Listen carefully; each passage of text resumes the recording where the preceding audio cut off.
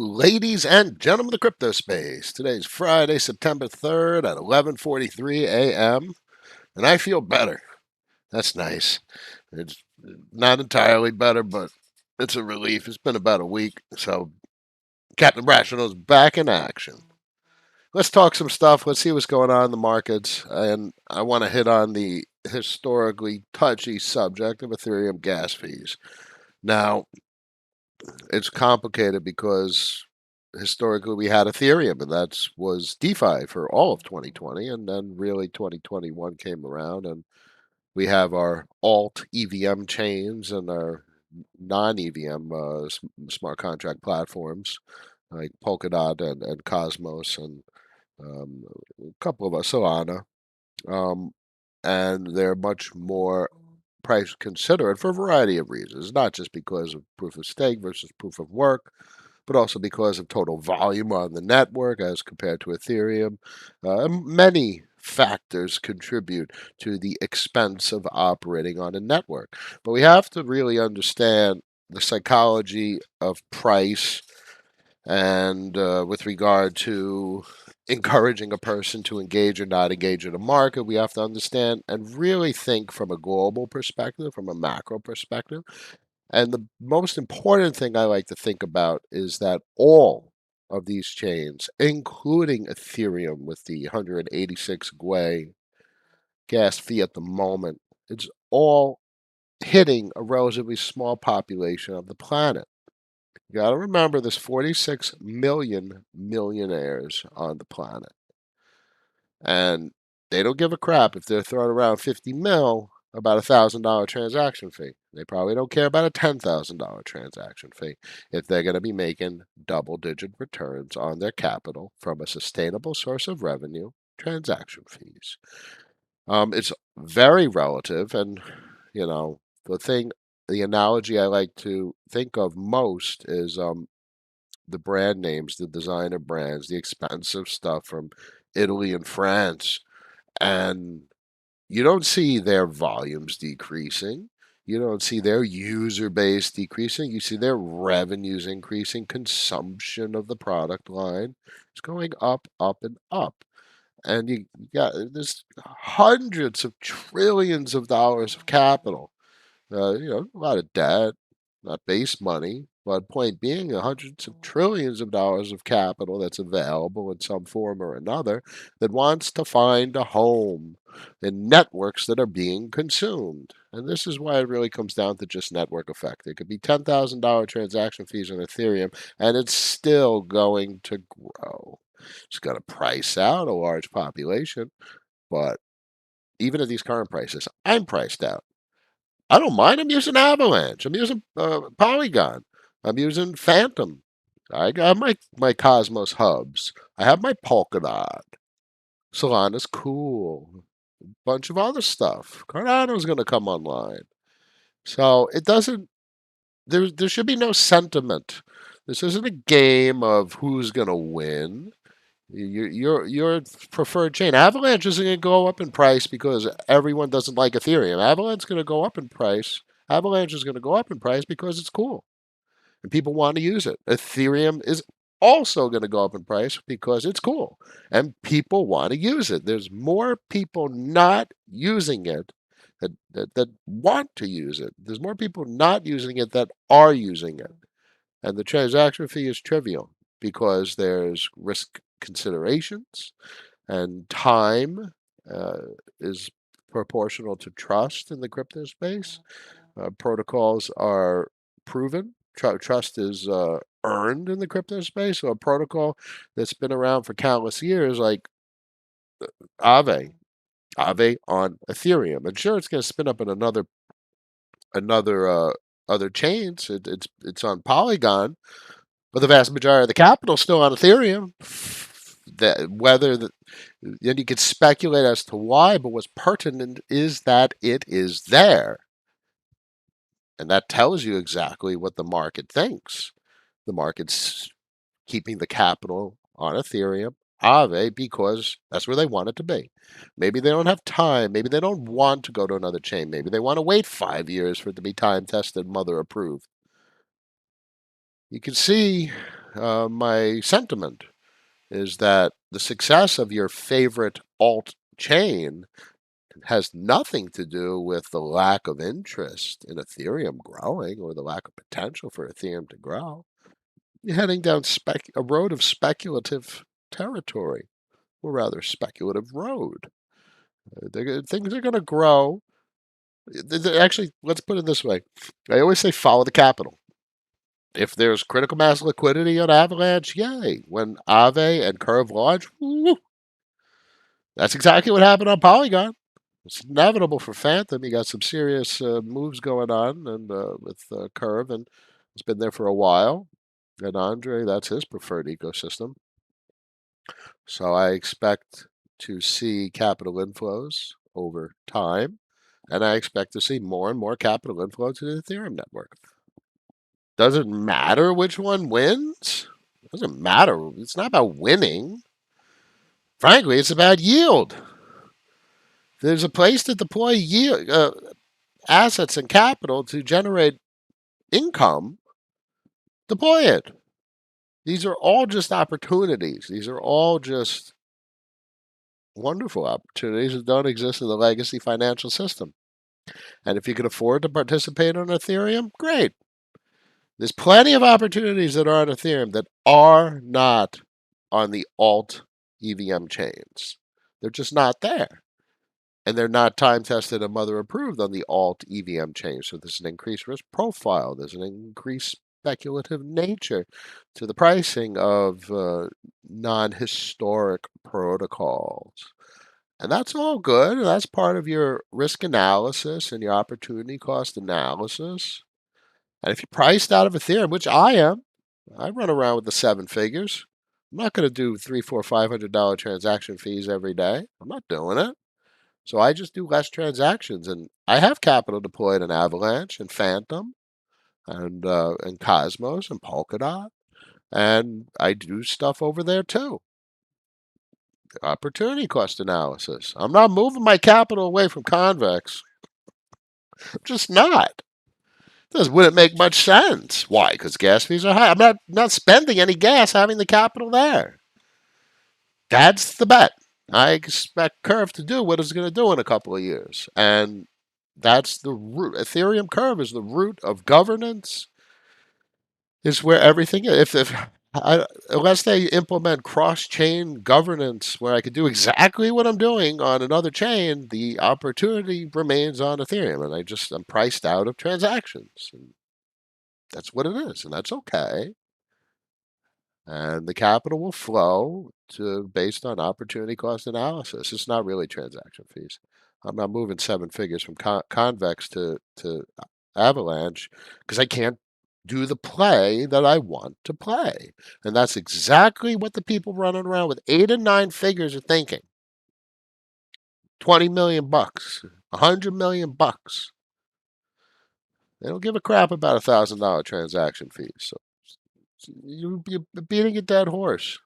It's not a productive argument to say your preferred EVM chain is going to do better because Ethereum is going to suffer because of transaction fees. Let me get some comments.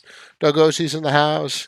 You need more crypto? Hello, Aquarium, gas fees though. Yeah, okay. So just use Avalanche, use Polygon, use Solana, use Phantom, and Cosmos hubs and Polkadot parachains.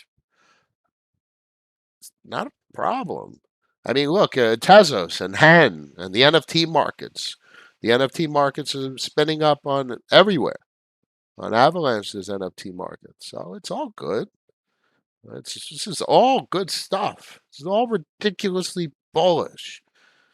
You don't have to make as much capital as possible. What you have to do is respectfully express yourself the way you view the markets. So don't think it's a negative approach to the markets to say something's going to do good because something else is going to do worse. That's not the optimal way to look at markets, in my opinion. Zach's in the house. Couture Central. Hit the friends. 20 people in the stream. 12 likes. We can do better. Couture says, "Can I transfer from Polymatic wallet to Avalanche to save on gas?" Yeah.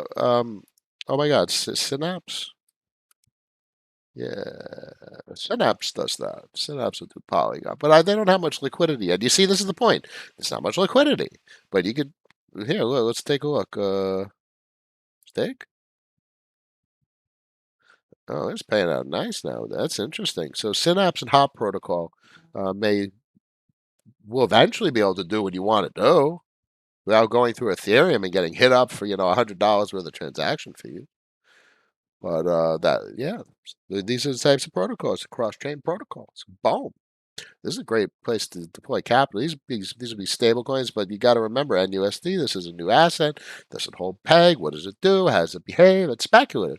Very different than the pools on Curve, dating back a year and a half. We know the behavior. It's quite predictable in most regards at this point and stable. Whereas this is new, so there's an increased risk profile. And that's the whole point. That's the whole point. HB's in the house. A pleasure. Anarcho number go up. Chris, good morning. Daniel, hey, no, I hope you're feeling better. Yeah, probably about 70% better, let's say. Zach, MetaMask has a typical but gruesome issue in FTM after the explosion of interest. They were overcharging 10 to 15x for TX fees. It's fixed now, but I thought it might have got you after last stream. Yeah, I don't have much there. My XBOO position, because that's cranking out yield, and I want to capitalize on the leading AMM on Phantom. It has the most capital. Um, where here? I follow multifarm.fi, and you're able to see a nice breakdown. I wish it had Solana, and wish it had Solana. Doesn't have Solana yet, but you can see what's going on. And Spooky's obviously in the lead by 4 times the capital, and Trader Joe is very in the lead by 5 times the amount of capital. So I bumped up my X Joe position. These are very long-term positions. I mean, that thing's cranking out like 60, 70, 80% yield on transaction fees from the platform and incentives. Awesome sauce. Awesome sauce. Commando set the fee to 51. Is anyone's curious? Yeah, be careful. You don't want to overspend, which is why I'm not really doing Ethereum transactions. It's overspending. I'll wait for them to go down. If they don't go down, I'll spend the $500. I'll take out my principal from Aave. I'll move it over in particular to Avalanche when Aave deploys over there. There's a lot of opportunities going on in Avalanche, especially with their incentive program, almost $200 million incentive program. Chris, ever talk about securing MetaMask? Yes, use a ledger that hardware ledger device. Yeah, YubiKey. You all should have a YubiKey. If you don't have a YubiKey and you're not securing Google and you're not using your YubiKey everywhere it can be used, go on Amazon today or directly go to the YubiKey website and order a YubiKey. You get a cheap YubiKey for like $20. Look, it's a YubiKey. Okay, guys, you get a YubiKey. Use your YubiKey. Lock your shit down as best as you can. Daniel, can you do a convex tutorial for a layman? I mean, there's not much of a tutorial. So you go to convex. Here, I'll show you guys.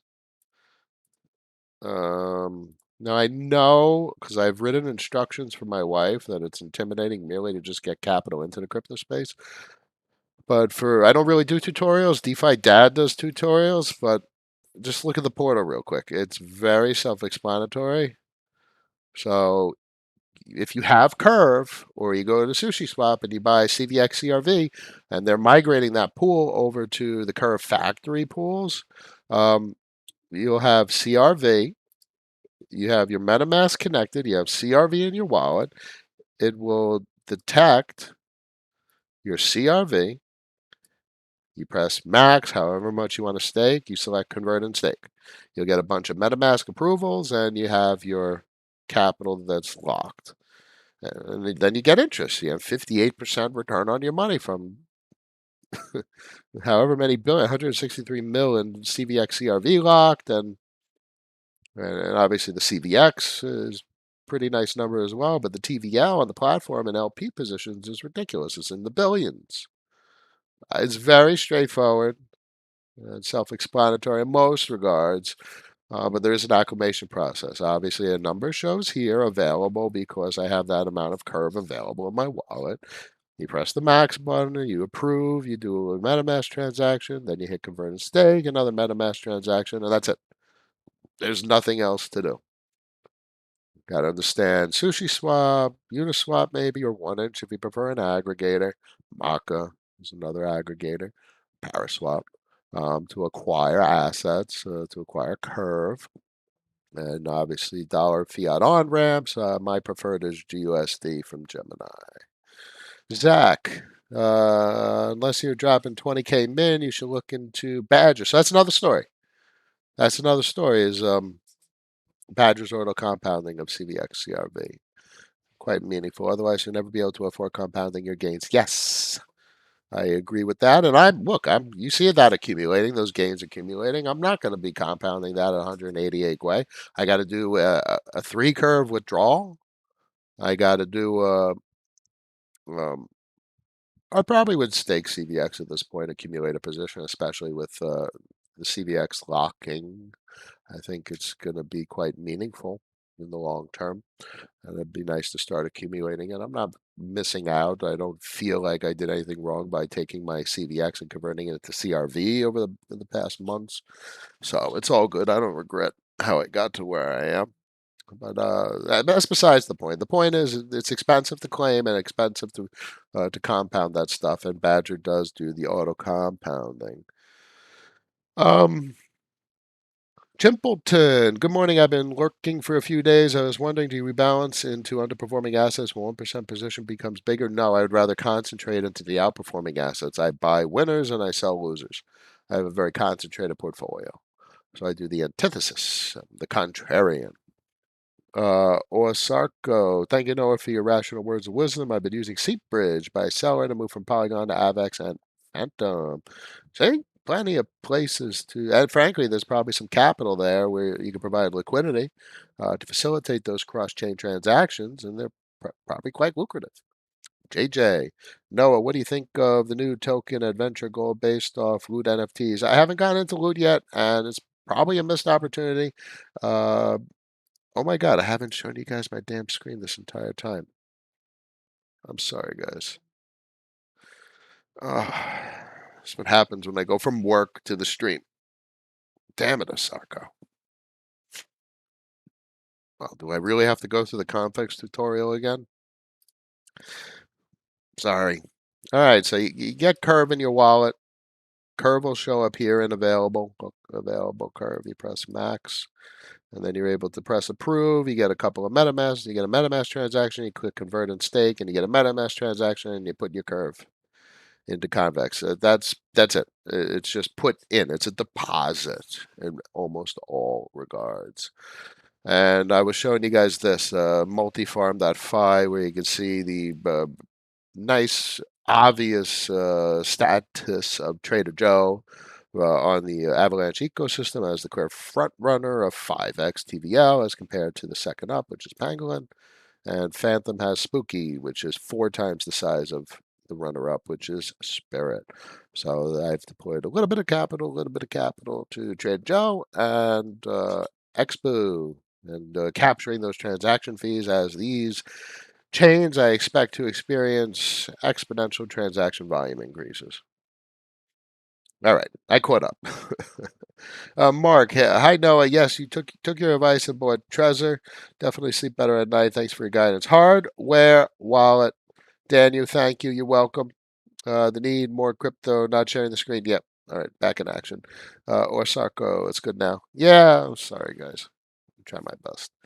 Um, you know, what what we know is that all of these markets are viable, and Ethereum transaction fees are even pricing me out. I'm not doing shit on Ethereum at these prices, and I'm not moving my capital over to meaningful amounts of capital over to other chains because I don't see the opportunity currently. But when Aave goes over to Avalanche, you know what we did on Polygon, boys? You just borrow stables and pack it right back into Aave or pop it over on Curve, and you're going to be accumulating incentivized returns. And that's just capitalizing on existing equity that's stagnant in most regards compared to the yield that could be achieved with non-Ethereum positions. And that's food for thought. So I keep my transaction fees to a minimum. I don't like the gas fees, but the opportunity for me is still on Ethereum. So gas fees be damned. My capital belongs where it belongs. Let there be a better opportunity, and I'll migrate.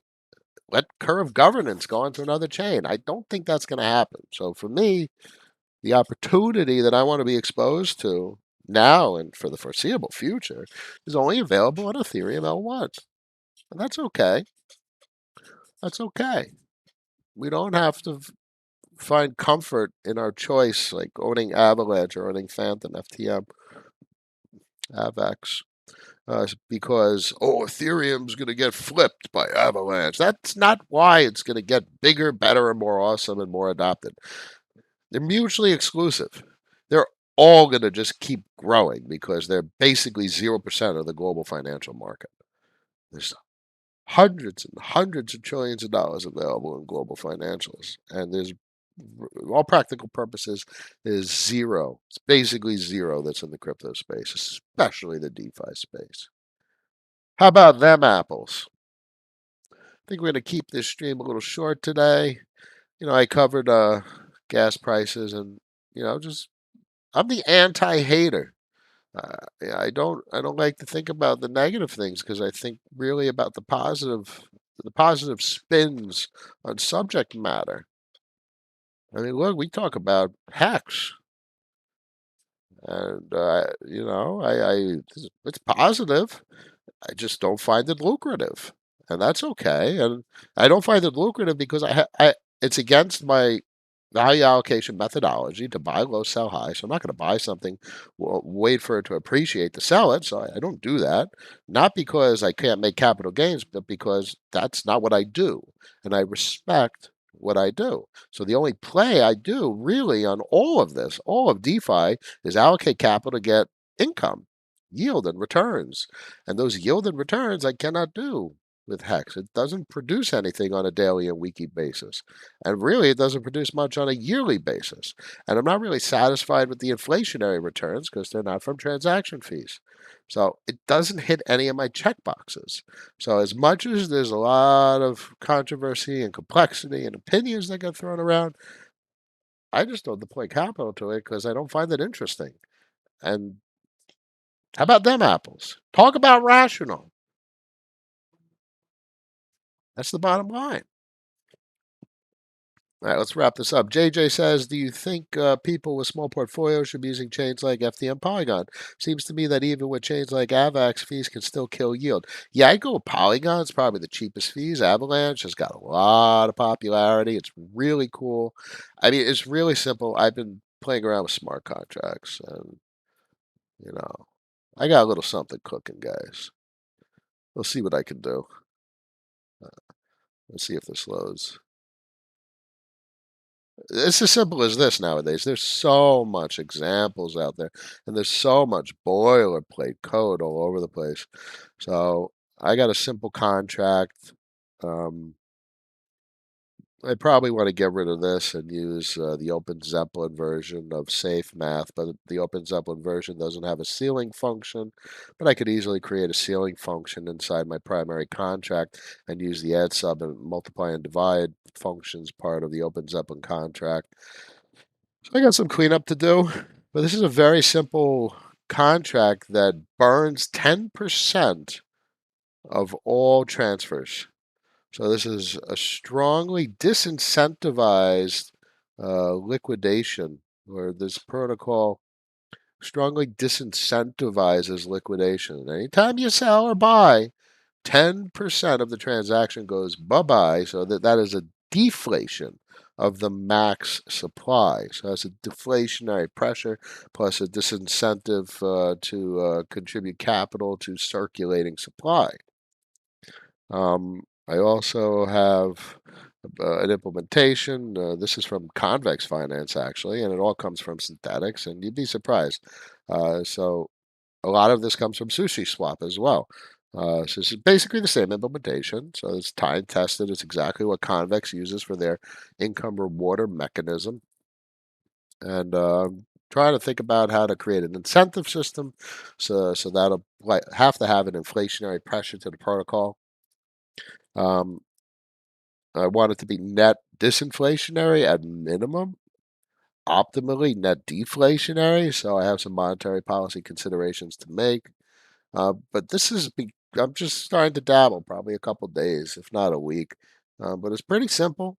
And Remix Ethereum is really cool. It's nice. You could literally just deploy stuff like this. Basic income has no constructor params. So look, deployed contract. And if I wanted to deploy this contract to production, I just go to inject Web3.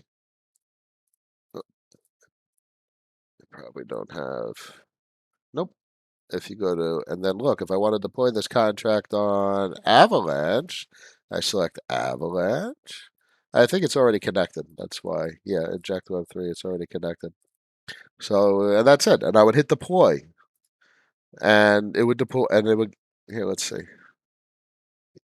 See, and there's my gas. It'll pop up with a MetaMask transaction, and I could literally just deploy this contract to production. And I got to play around. So there's the Fuji network on Avalanche. I know I'm digressing at the end of the stream, but I'll show you guys this. It's quite fun. Avalanche Fuji, that's their test net. So I think I'm going to deploy a test contract in just production because I wanna add an LP position to to Joe Trader Joe and incentivize staking the LP token. So stake the LP token and you'll get so I call this basic income. And what was my token name? UBI. Ah, so you get UBI for staking LP tokens of UBI, let's say UBI AVAX or UBI USDC maybe. And and that obviously is incentivized supply disruption coming from an inflationary source of revenue. I'm thinking that maybe it'll be a fixed yield. It doesn't matter how much like I'm not going to isolate, like 10% of supply for incentivized emissions and have a fixed supply. Functional economies do have an inflationary component, but the sustainable economies are like net deflationary. And that's really what's going on with Ethereum. Ethereum is inflationary from mining, but it's disinflationary and transitorially deflationary because of the burn component EIP 1559. So I appreciate both nowadays. The inflation is a good incentive system, and that's a good basis for likely a UBI mechanism. So let's say there's 100% fixed yield. You get 100%. You put your tokens in, and it's 100% APR. You increase your balance, it's 100% APR from whatever the current balance is. It's easy enough, and that's uh, handled by the basic income rewarder. I just need to configure it and hit the constructor accordingly. So this is quite interesting. So I've been digging in, and I need to get into the user interface aspect of it, the portal, the front end. That should be relatively trivial. There's got to be boilerplate examples all over the place. Um, but look, it all works. Like we already have compiled contracts, and this is pretty cool. Pretty cool, guys. Deploy contracts, basic income. Nope, I'm not in JavaScript land. So obviously, London is exactly what is the version of Ethereum that's most recently been deployed with the IP 1559. Anyway, sorry, totally went off the rails there. More lobby. I've got a small bag on Avalanche. Fees haven't been too bad, to be honest. Yeah, it's not that bad. It's not that bad. Start cheap on Polygon, and it's decent on Phantom. Food for thought. Um, Food for thought. Zach, I'm excited for incentives to drive an avalanche so I can exit. The platform doesn't make sense without incentives. Well, none of the platform. That's the whole point of incentive systems. There's still a huge amount of incentives going around on Ethereum. But you make good points. If you're doing an opportunity cost analysis and you go over to Polygon or you go over to Phantom, sure. People use Alt L1, do so for low fees. Yeah. Yeah, look, Optimism and Arbitrum. These are big deals, and they'll operate. Look, I already have the Arbitrum network. I mean, interacting with Arbitrum is just exactly like interacting with Avalanche. Arb1. There's the Arbitrum network. Pretty cool. Tyler, live stream time. Convex flywheel spinning faster every single day. That's my play. That's my play. Chimpleton, very fair take on X, right? Rational, rational. Daniel, looking into it now. As a front end, I found Solidity and Remix to be very accessible. Right? I mean, it just works, and that's cool. And I know, I could do what I want in Hard Hat or um, what's the other stuff? I've been playing around with a bunch of stuff. Don't I have an Ethereum? I don't remember everything. I got so much shit going on. Truffle's cool. Truffle. Truffle and Hard Hat. But look, Remix does everything you could possibly need. And it's nice and convenient. Um, awesome. Thanks for sharing. Cheers, guys. Let's wrap this up. Friday, September 3rd, 12:13 p.m. It's a Friday, so I won't see you guys tomorrow. I'll be back in action on Monday. 34 people in the stream, 18 likes. We can do better. As always, tell everyone to subscribe. After party in Discord, I wish everyone a wonderful day, and I will see you later. Peace.